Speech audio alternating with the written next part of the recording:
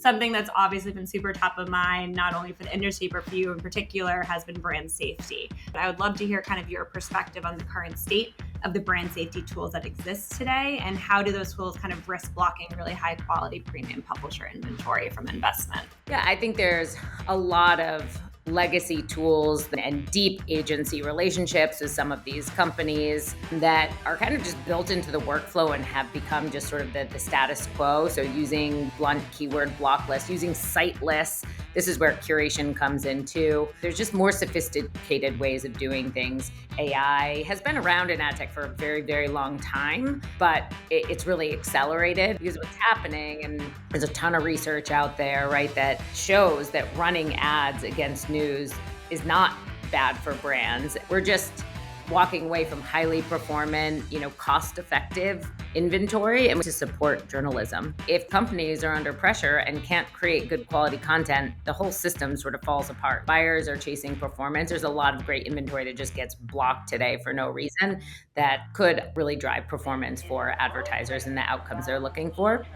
Welcome to The Pubway, an original podcast by SeedTag, the global leader in neurocontextual advertising. Join us as we sit down with leaders from across the media ecosystem to unpack the trends, challenges, and innovations shaping the supply side of ad tech. Let's get started. Hello, and welcome to the Pubway podcast. My name is Tina Iannacchino. And I'm Mike Villalobos. And in today's episode, we're going to be exploring brand safety, curation, and new ways that are reshaping the way publishers are currently monetizing. Yes, I'm talking about AI. Shocking. And unshockingly, it's my pleasure to introduce one of my favorite people in the ad tech ecosystem, Heather Carver, the CRO of Freestar. Hey, Heather. Hello. Thank you both for having me. Really excited to be here and share some of my thoughts with you all. Amazing. And to just frame the conversation a little bit better, could you share a bit about your background and your current role so our audience has some context into your talking points and what we'll go through today? Yeah, of course. I've been in the programmatic space or digital space for over 15 years now. So I started out as a publisher, so doing yield management and working with ad networks at the time when there was still a waterfall. Header bidding wasn't even a thing. SSPs are really new in the space. So I've grown up and seen a lot of changes throughout the time.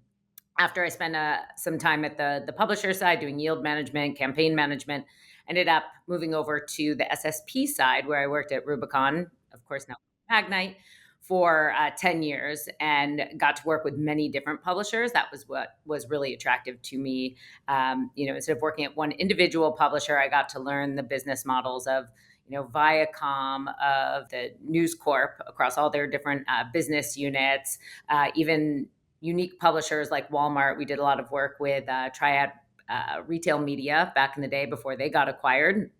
So got a lot of really great experience there working with different publishers, and then did a brief stint at Amazon, did the big company thing, and really realized I wanted to get back into the thick of it and really helping publishers. So I joined Freestar, which is really a perfect blend of my background of working on the tech side, but also really working with publishers and helping empower them and maximize revenue, really be an extension of their team. So I've been here just over 2 years, where, as you mentioned, Tina, I am the Chief Revenue Officer.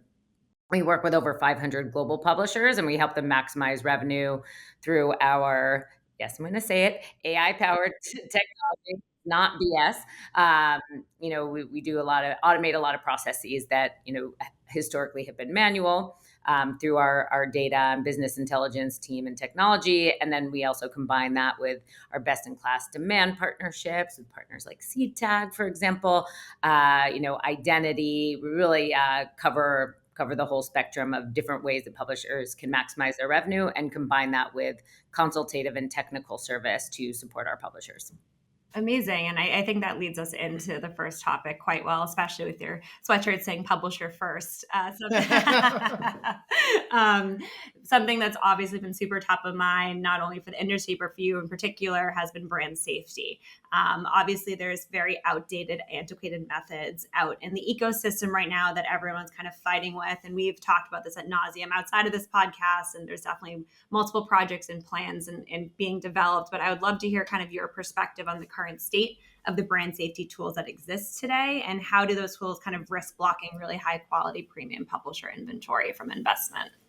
Yeah, I think there's a lot of legacy tools and deep agency relationships with some of these companies um, that are kind of just built into the workflow and have become just sort of the status quo. So using blunt keyword block lists, using site lists. This is where curation comes into, where there's just more sophisticated ways of doing things. AI has been around in ad tech for a very, very long time, but it's really accelerated. And so there's just a lot more tools out there, contextual, a lot of the things that SeedTag does and other players in the space to kind of combine, some manual efforts, but also with technology, AI powered technology to just do better.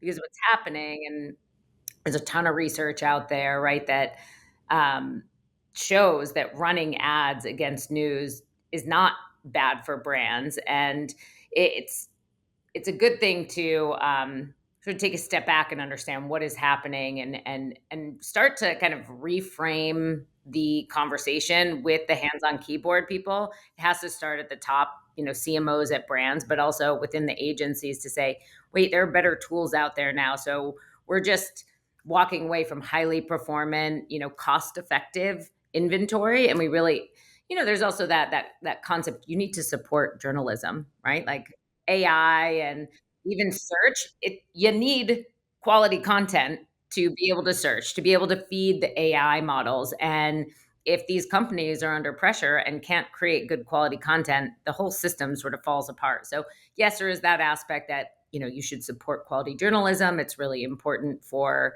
us as people.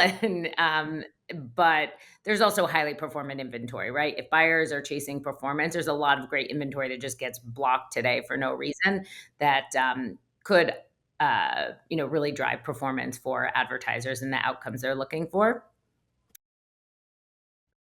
I was going to add to that because I think one of the things I've noticed on the product tech side, especially within our like SSP ecosystem, is there's curation in the packaging sense. There's curation where it's actually dynamically serving. What do I mean by that? Like, I think the packaging is like, here's your 5,000 sites that we're going to like package as sports, maybe tier 2, tier 3 categorization, but it never really changed, right? But then there's actual nuance to the delivery if it's dynamic in the sense that maybe I do want to be locally placed where a firefighter is saving someone from a burning building, right? Because it's wholesome and it's safety. There's nothing wrong with that. I think there's not enough intention or understanding or comprehension of the content.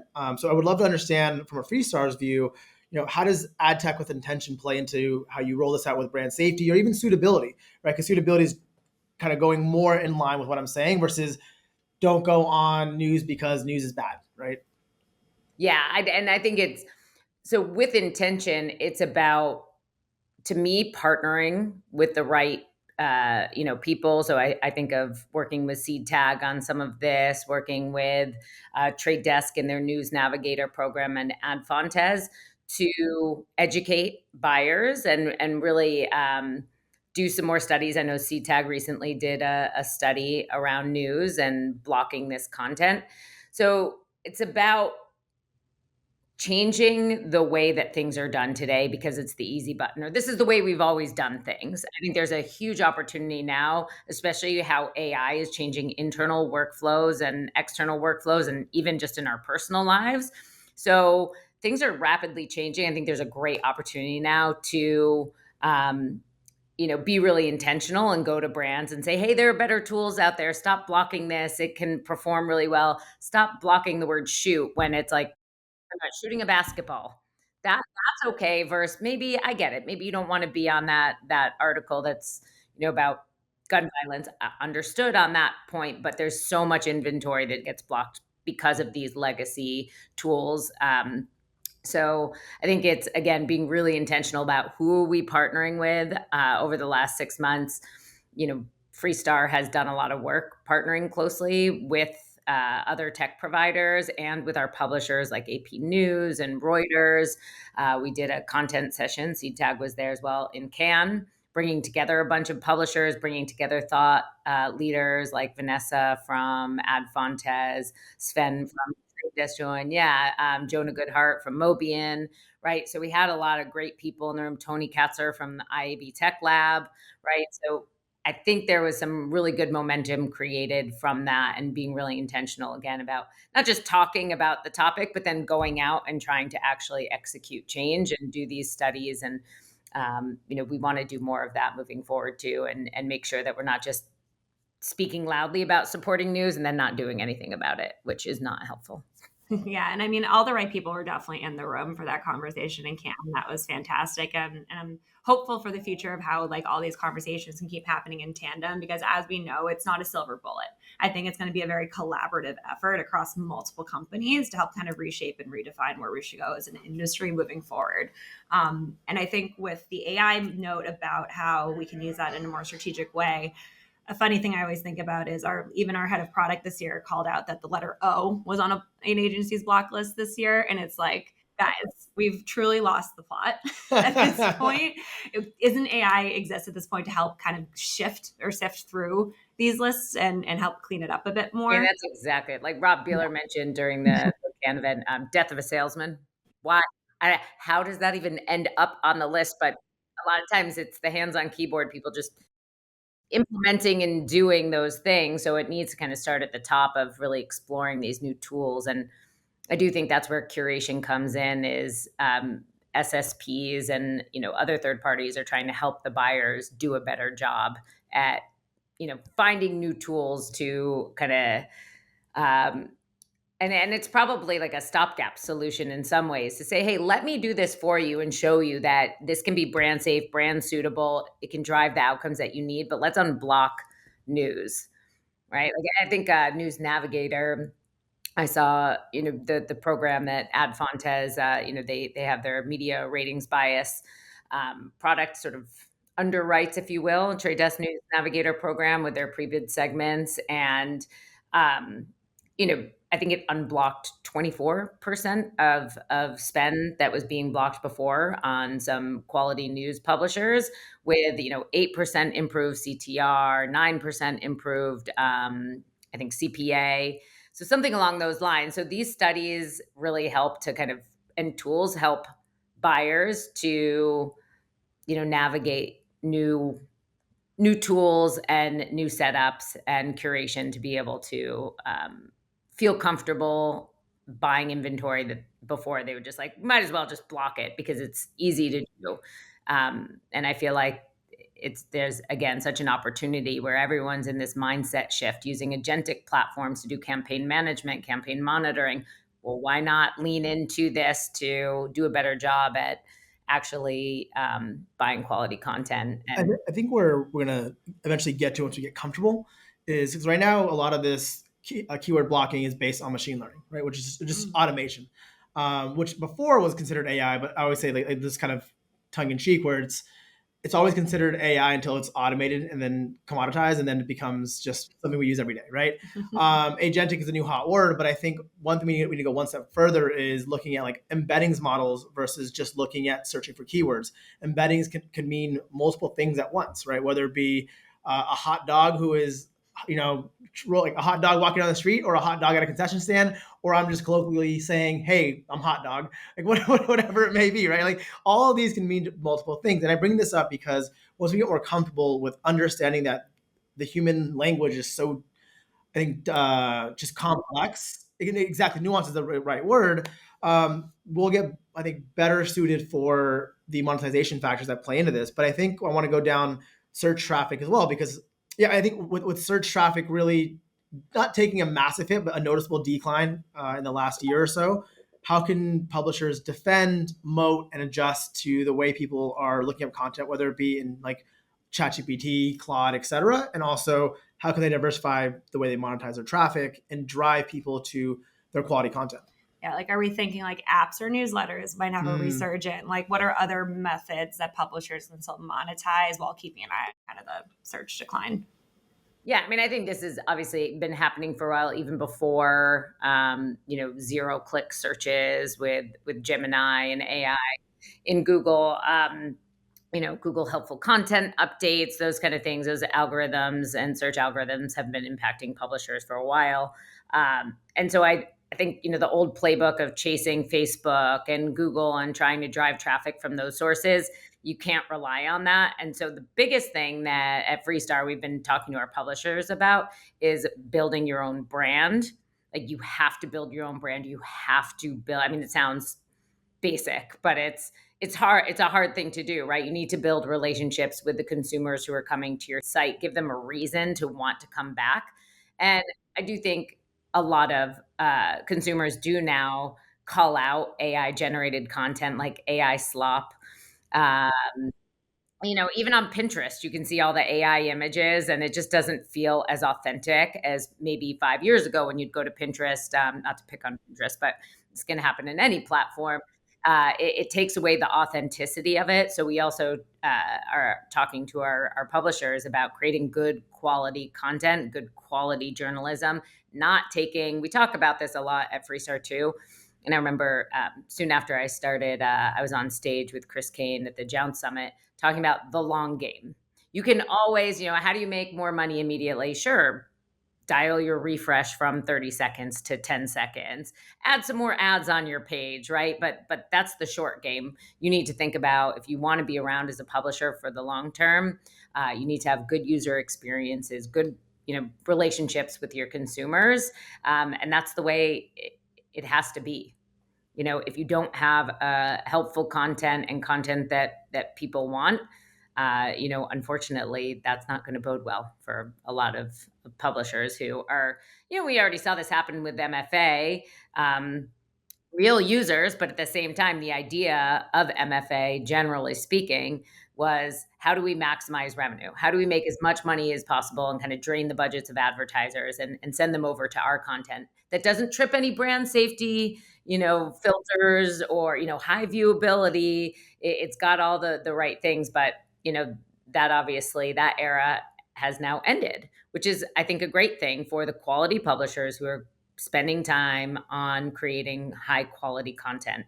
Those will be the winners, right? So, I can't really impress upon that anymore. It's also like newsletters, as you mentioned, Tina. How can publishers drive other traffic to their sites if it's not going to be from Facebook, from Google? And so newsletters is definitely a good strategy. It's going to take a while. It's the long game to think about, what do you put in the newsletters, looking at the data and figuring out how to tweak them to continue to drive front door traffic rather than relying on referral traffic. I don't know what the future will look like. Maybe you guys have thoughts on, ChatGPT, Perplexity, and, publishers actually allowing their content to be scraped and hopefully showing up in those platforms to drive traffic. I haven't heard too much yet about publishers benefiting a ton from getting traffic from the LLMs, but I think that'll change very, very quickly. And there are companies like Tolbit and others that are, working to compensate publishers as well for their content. So yes, you can scrape my content. That's great, but it needs to be exchanged for, some sort of like pay per crawl, or I'm hearing a lot of publishers are thinking more pay per query. If your content is used in a query that is user is using, then the publisher should be compensated. And not every publisher is People Inc., the former Dotdash Meredith, or New York Times, that can do multi-million-dollar LLM deals with Perplexity and ChatGPT. So that's where Freestar comes in. We do work with some larger publishers like Reuters and AP News who have their own deals. We have a lot of other publishers who are smaller. And so I'm excited to see the business models that evolve, like almost like a new SSP, or maybe SSPs will spin up some sort of exchange for the different LLMs and different crawlers out there who want to take publisher content, but then need a way to compensate publishers for it. So I think that's a little ways out, but I do think it's pretty interesting to see, to think about where that could go and the new business models that will arise from that to help compensate publishers. Yeah, and I also think those are all fantastic points. And I love Tollbits and all the companies that are doing the hard part of the conversation for us all right now and chasing people down, shaking people down for money. It's great. I love it.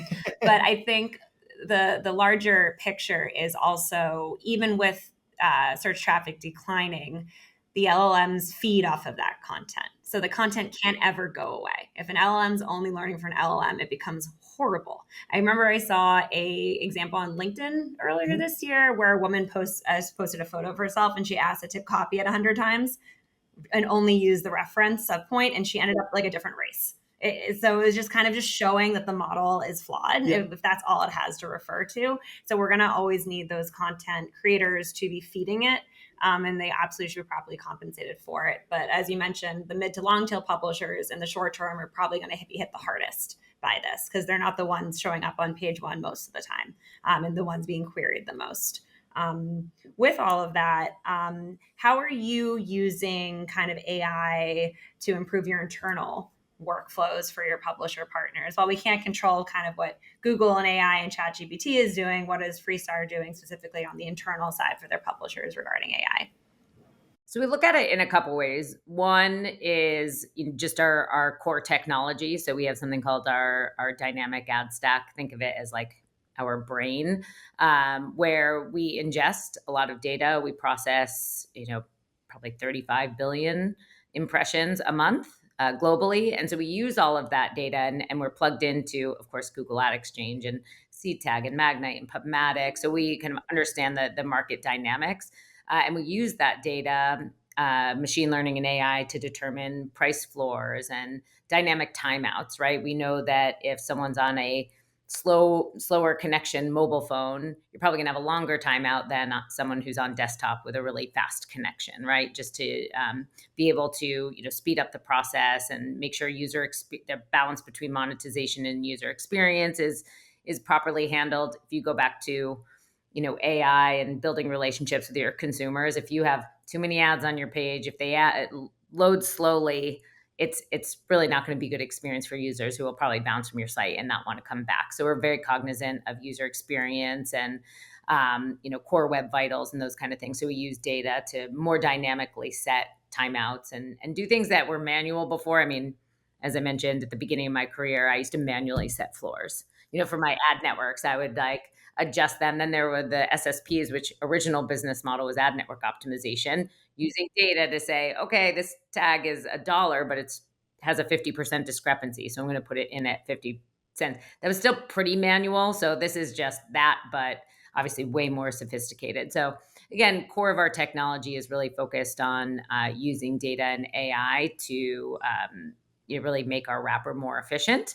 And a lot of publishers are struggling, as we all know. They are having to do more with less, and that's where I think Freestar comes in as an extension to our publishers teams to say, hey, I know you don't have a whole bunch of ad tech engineers that know pre-bid in and out, so work with us and we can help support you. We also have a lot of data, so we can help you set the right floors to maximize revenue in a world where you're resource constrained.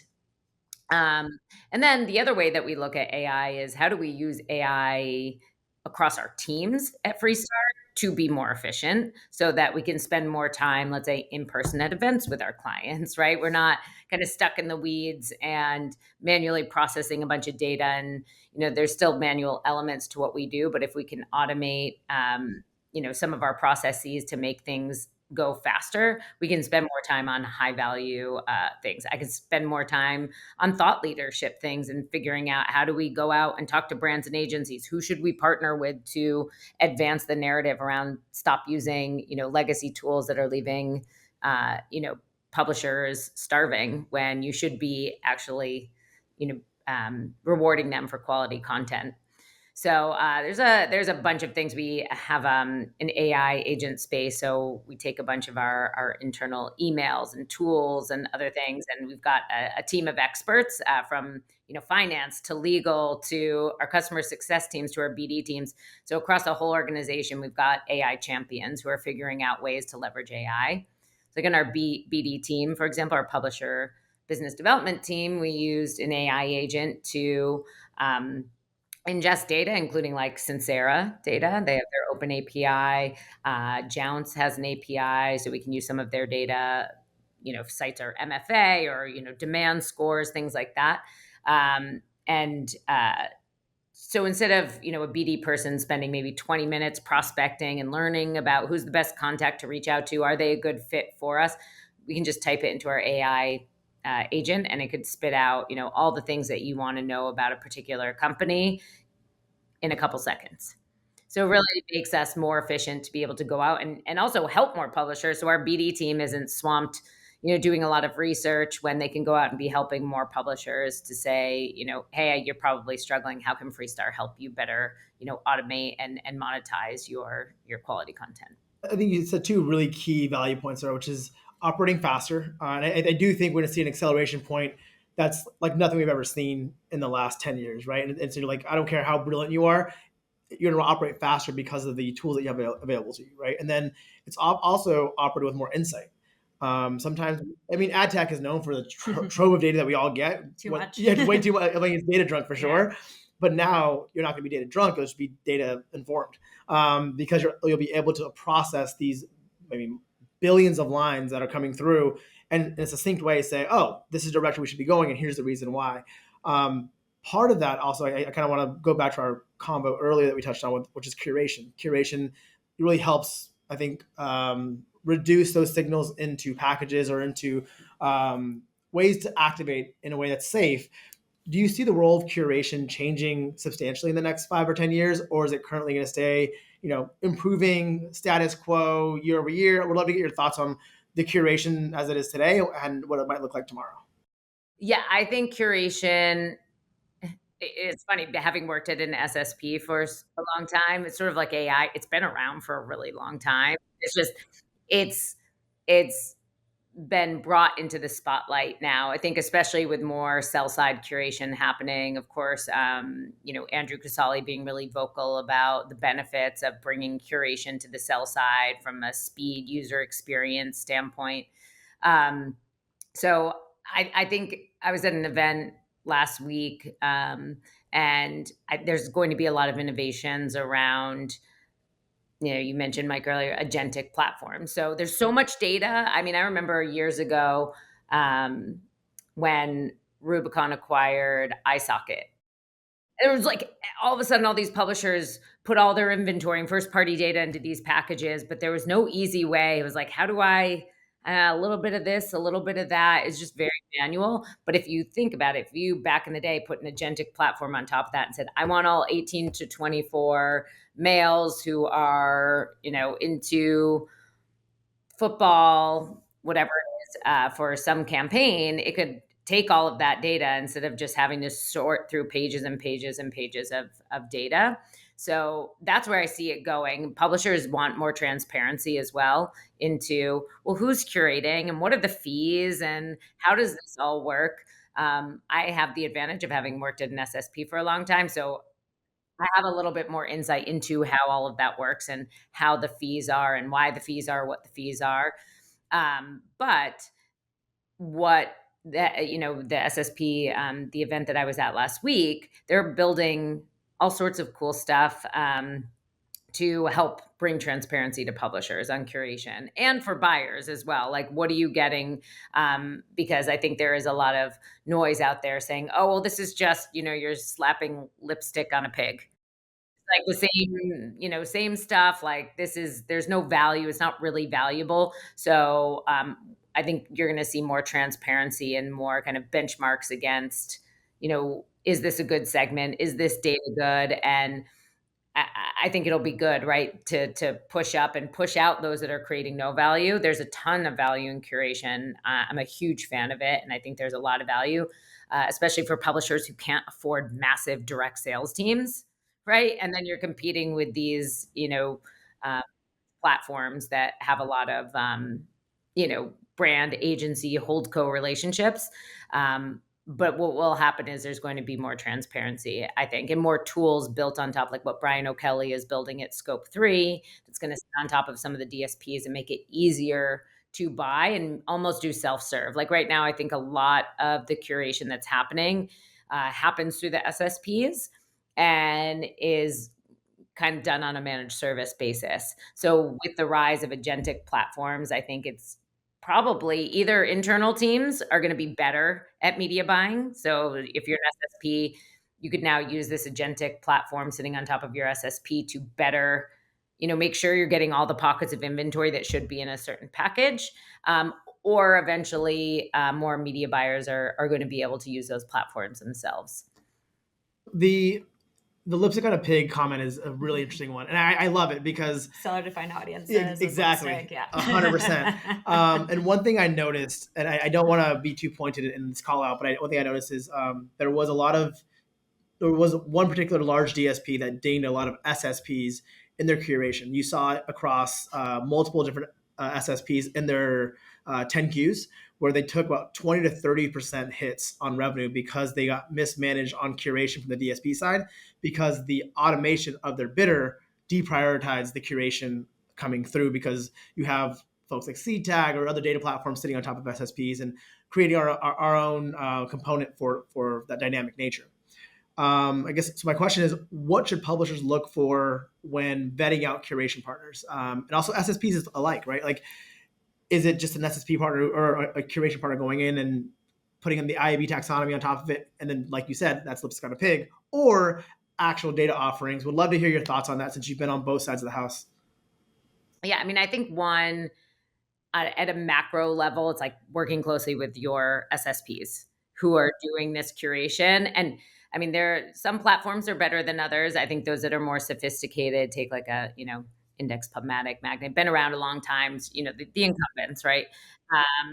You can log into their platform and see what's being curated, who's the buyer, who's the advertiser, who's the buyer, and understand a little bit. Oh, it's a high viewability package, 70+% VCR package. Oh, it's a tentpole event. It's an Olympic package. So you can get transparency through that. And then publishers should also be asking their SSPs, like, if there isn't full visibility into it, just ask the question, how are you curating my inventory? Which is why I think some of the largest publishers will go into the SSPs and talk about their inventory and educate the buyer teams within the SSPs about their inventory.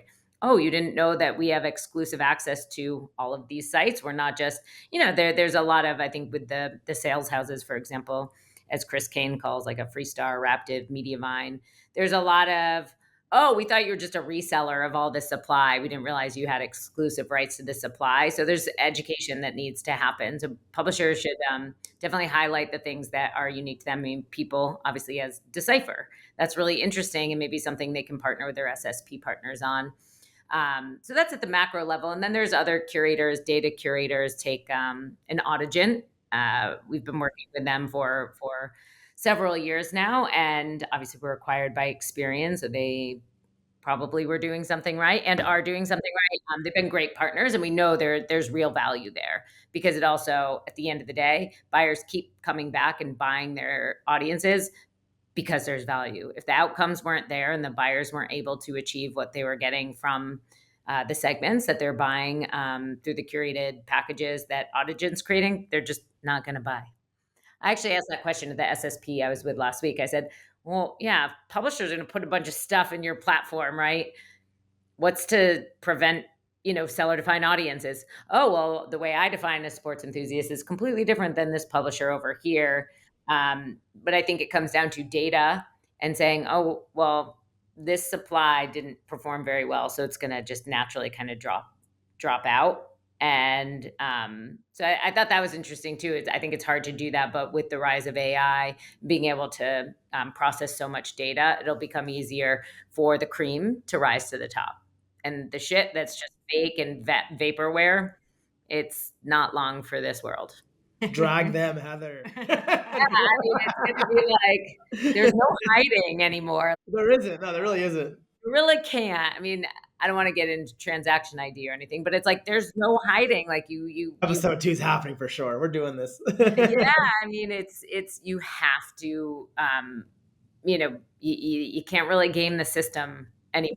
And those that don't and stay ahead of the curve will. Same with publishers. Like, stop gaming the system and try to be like, ooh, I know a way to drain those buyers' budgets by doing X, Y, Z and refreshing out a view and making more money. You can't do that anymore, or you're just not going to be around. So I actually think that's pretty exciting about AI as well, that it will help more easily like snuff out the bullshit. Yeah, bad actors. Absolutely. And on the topic of staying ahead of the curve and innovation, I feel like Freestar in particular has done a lot of really cool things over the past few years. You guys have really evolved from the quote unquote sales house to a really like a la carte for publishers. It's really not one size fits all. So I'd love to hear a little bit more about how you're meeting the needs of both the fully managed exclusive inventory versus more like the SaaS enterprise model for publishers.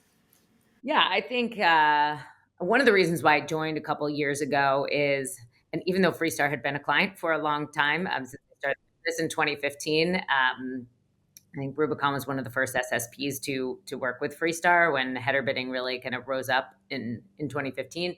I didn't really get that they were a tech company as much as they were, and so as I started, having some more conversations with Freestar and the tech team, I was like, oh, you have really great technology. And I thought to myself, okay, this is really great for publishers who obviously don't have these resources, but why don't we just take our internal tools and make them external facing and give them to other publishers? Like even large publishers don't have enough resources and can't manage pre-bid on their own, make sure they're on the latest version, or they don't have huge data science and product teams to be able to constantly innovate and stay on top of everything as it relates to ad tech. So we've made our I talked about earlier, our dynamic ad stack, really taking our dynamic flooring and dynamic bidder configuration between pre-bid server and pre-bid client. And we're going out and taking that to publishers as well, where they can bring their own demand seats. They don't have to use the Freestar demand seats. There's a clear delineation with the demand side about this. But we do allow for a lot of flexibility. Not every publisher is different. Every publisher has different problems, different goals, different KPIs. And so we realize that. And so we don't want to be that one size fits all shop of you need to use this video player in this configuration. It's really trying to work with them in a way that helps them maximize their business and meet their goals. And that I think we have a term internally called experts empowering experts. Our publishers are experts at creating good quality content. We also want to be those experts, or are those experts on the ad tech side, and understanding who are the identity partners you should be working with, who are the top SSPs, right? Be intentional about who you work with, not just, oh, another SSP, we'll just slot them in. Sure, why not? Easy enough. Just add that bidder. It's been exciting to talk to different publishers and realize that we can use our technology in a really flexible way to meet their goals. And it's been we've gotten a lot of great feedback to help inform our product and build and iterate off of our dynamic technology, and then also just inform the third party partnerships or even internal tools we build. To help publishers with things like ad block recovery or dynamic ad insertion. Love it. Well, it sounds like you guys are extremely malleable to the needs of your clients no matter what, and always changing. Speaking of change and things that are rotational, would like to wind down with a very specific question around what's on your bookshelf, right? That's got to be always changing because you're extremely brilliant in what you do and a North Star for us all. So we'd love to hear, what are you reading now? I'm assuming probably something business oriented. And I wouldn't say reading, more Audible is my best friend. Don't spill the tea there, okay? I know, no, I feel like I want people to feel comfortable because I used to be embarrassed. Like, I don't actually read books. There's another book, I can't remember the name of it now, but Habit Stack. So when I run, I spend a lot of time running. So I just can listen to a book on tape, which is really nice. So my boss sent me over a book called The AI Edge. And so that's what I'm listening to or reading, if you will, now. And there's some really good tidbits. A lot of it is kind of some no-brainer stuff. Like you need to have good, more detailed prompts, right? Like if you just say, write me an email about how my company should use AI, you're going to get something super generic. But if you're like, hey, my company is focusing on workflow automation, and these are the other, you have to feed it better information in order to get the, more robust outputs that you want. So some of that stuff is like kind of a no duh as I'm listening to it. But there's also good reinforcement, things like trust but verify is super important. I think there are some people who will use ChatGPT, for example, and just copy and paste that into an email or into a document. And it's like, you still need to verify and make sure that it's not hallucinating. In the book, the authors talk about an attorney who basically did like research their case study through ChatGPT, and we're basically called out because it hallucinated and like made up these cases that were not real. And the judge basically like called out this attorney for not actually verifying that these were real cases or not. So good reminders to think about. Another thing is in the book, they talk about four intelligences with, obviously we all know IQ. We know EQ being emotional intelligence. They call something AQ for acquired intelligence. And then there's TQ, which is a new one, which is technological intelligence. And the book it really focuses on sales teams, and it talks about the people who are going to evolve are going to be those that don't, just fully adopt AI and like just automate everything. Because if you can automate everything, why do you need to have a job? So it's that balance between having emotional intelligence, IQ, IQ, EQ, EQ, all of it, and leaning into AI, but not letting it, run everything for you. So it's that balance and, making sure that you're evolving with it so that you can continue to be successful. Kind of look at it like print to digital sellers. The print sellers who didn't embrace digital, like those that did are probably in a better place today, right? And have kind of grown up and moved along with the organization. I think there's a lot of fear about, oh my gosh, like my job's going to get automated. Well, no, it's just going to make things better and open up new opportunities and allow you to do more. And someone who understands that AI automation is more likely to come for your job than the AI itself. Don't fully trustful. Got it. Yeah. Don't close your eyes. Awesome. Well, Heather, this has been fantastic. Lovely talking to you as always. Thank you so much for joining us today. Thank you very much. It's a pleasure talking to you both. I appreciate it. Thank you. Bye. Bye.